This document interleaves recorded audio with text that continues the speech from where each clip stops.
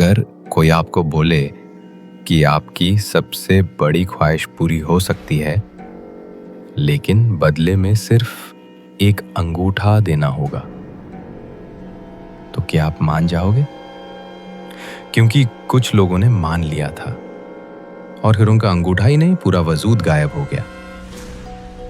उत्तर प्रदेश के तराई क्षेत्र में बसा था एक छोटा सा शहर, हरिपुर। बाहर से शांत, लेकिन भीतर से रहस्यमय।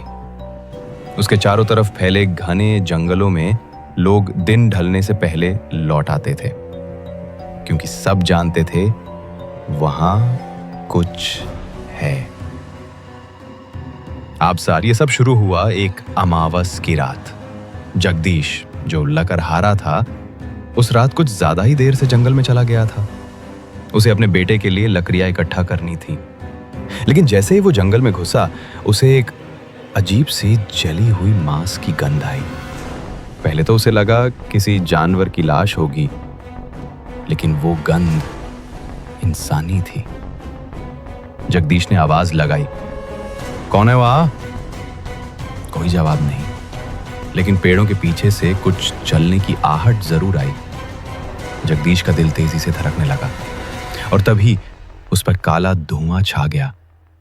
उस धुएं के बीच उसने देखा एक औरत, काली साड़ी में, झुकी हुई, बाल चेहरे पर और लाल चमकती आंखें। जैसे ही जगदीश ने उसका चेहरा देखने की कोशिश की, वो गायब हो गई। जगदीश ने खुद को संभालते हुए सामने देखा तो एक लाश पड़ी थी। आधी शरीर का ऊपरी हिस्सा ही गायब था, बस सर, दोनों हाथ और पैर किसी ने आपस में सिले हुए थे, जैसे कोई भयानक रस्म पूरी की गई हो। उसके माथे पर एक गोल शैतानी निशान था और उसका दाहिना अंगूठा गायब। वो लाश किसी और की नहीं, विष्णु अग्रवाल, हरिपुर के सबसे बड़े इंडस्ट्रियलिस्ट की थी। पुलिस आई, केस खोला गया, इंस्पेक्टर रवि को केस सौंपा गया। लेकिन यह पहला केस नहीं था। ठीक 1 महीने पहले नीरज साहू नामक दुकानदार की भी लाश ऐसी ही हालत में मिली थी। सिर, हाथ पैर सिले हुए और अंगूठा गायब। दोनों ही मामलों में एक चीज कॉमन थी, माथे पर वही मंडल का निशान। और ये बात और डरावनी हो गई जब पता चला कि दोनों ने मरने से पहले किसी जंगल की गुफा का जिक्र किया था। अगली अमावस की रात तीसरा हमला हुआ। इस बार डॉक्टर अजय की पत्नी मारी गई। अजय का बयान पुलिस को अंदर तक हिला गया।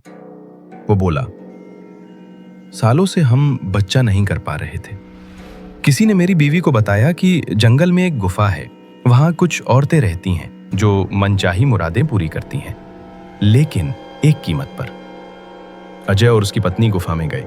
वहां पहुंचते ही तेज हवा चलने लगी और आवाजें आने लगी, जैसे कई औरतें एक साथ किसी का नाम पुकार रही हों। एक काली साड़ी वाली औरत ने अजय को बाहर रोक दिया और उसकी पत्नी को अंदर ले गई। जब वो वापस आई, उसका अंगूठा गायब था। कुछ ही हफ्तों में वो प्रेग्नेंट हो गई, लेकिन उसका बर्ताव बदल गया, जैसे वो किसी और के वश में हो। रवि को अब यकीन होने लगा था कि ये कोई सीरियल किलिंग नहीं, ये रिवाज है, एक प्राचीन राक्षसी परंपरा। हर अमावस को एक बलि चढ़ती है। जिसका अंगूठा जा चुका हो, उसका शरीर राक्षसी ताकतों के लिए खोल बन जाता है। जिस दिन अजय की पत्नी मरी, उसका बेटा उसकी लाश के पास अकेला बैठा था और देख रहा था उस जगह की ओर जहां से वो औरत गायब हुई थी। रवि अब खुद उस जंगल में गया, एक हवलदार के साथ। जंगल में अचानक तेज हवा चलने लगी और उसे आत्माएं दिखाई देने लगी। नीरज, विष्णु, अजय की पत्नी, सफेद चेहरा, काली आंखें। हवलदार को कुछ नहीं दिखा। वो दौड़कर गांव वालों को बुलाने चला गया। रवि आगे बढ़ा और उसे वो गुफा दिखी, वही जिस पर सब कहानियां टिकी थी। गुफा के अंदर एक बार फिर काला धुआं फैला और सामने आई वही औरत, काली साड़ी में, लाल आंखों वाली। वो अंदर चली गई। रवि पीछे पीछे गया और फिर वो कभी वापस नहीं आया। जब गांव वाले पहुंचे, रवि की लाश वहीं थी, उसी हालत में, सिला हुआ शरीर, माथे पर वही निशान और अंगूठा गायब। उसके बाद से हरिपुर के लोगों ने जंगल में जाना छोड़ दिया। वो जगह दायन का जंगल कहलाने लगी।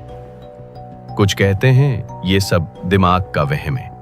कुछ कहते हैं ये कोई शैतानी रस्म है, लेकिन आज भी अमावस की रात अगर आप हरिपुर के जंगल में खड़े हो जाएं, तो आपको कोई धीरे धीरे आपके नाम से पुकारेगा। और अगर आपने पलट कर देख लिया तो शायद आपका अंगूठा आखिरी चीज होगी जो दुनिया देखेगी। अगर ऐसी ही रहस्यमयी और डरावनी कहानियां आपको पसंद है तो ऐसे और राज खोलने के लिए स्टोरी स्टान को अभी सब्सक्राइब करें।